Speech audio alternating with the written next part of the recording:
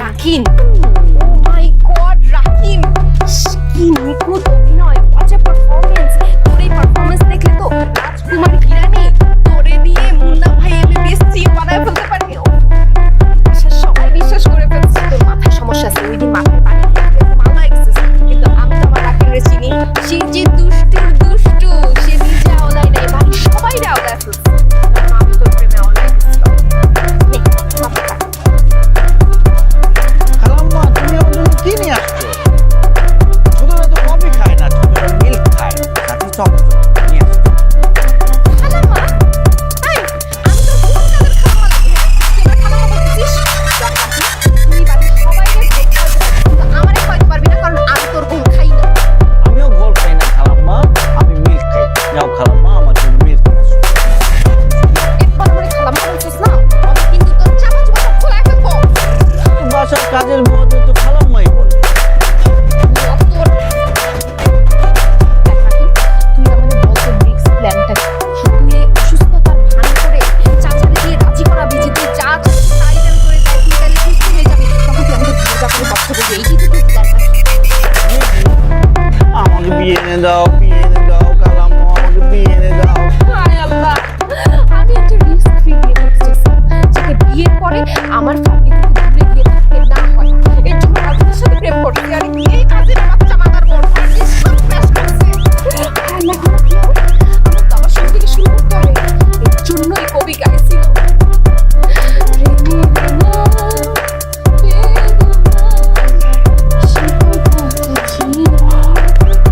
ছোটর গান খালাম্মা।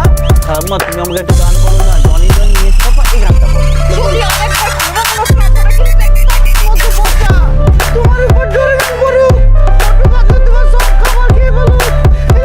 আমি খেলবো না। খালাম্মা বলো। জনি জনি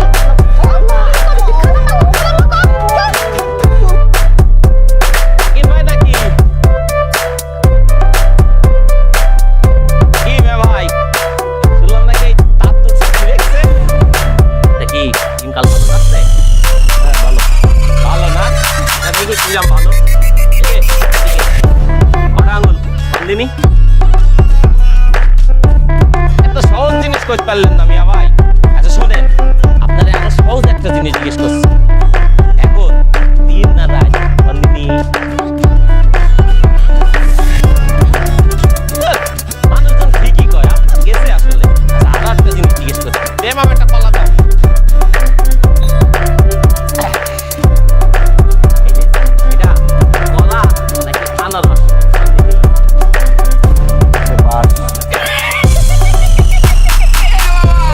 কি কয় শোনো, এটা নাকি বাস।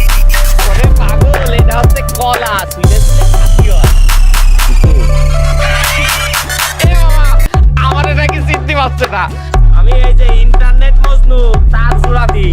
আল্লাহ রে, যদি তোমার মাথার তারটা এনে জোড়া লাগাই দিতে পারতাম ভাই, তাহলে আপনার চিকিৎসাটা এনে যেত।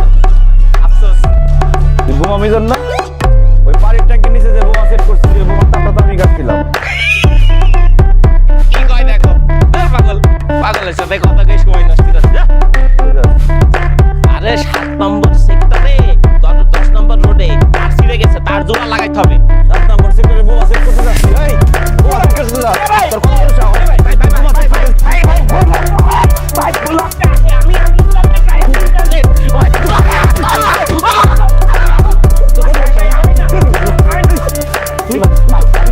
তো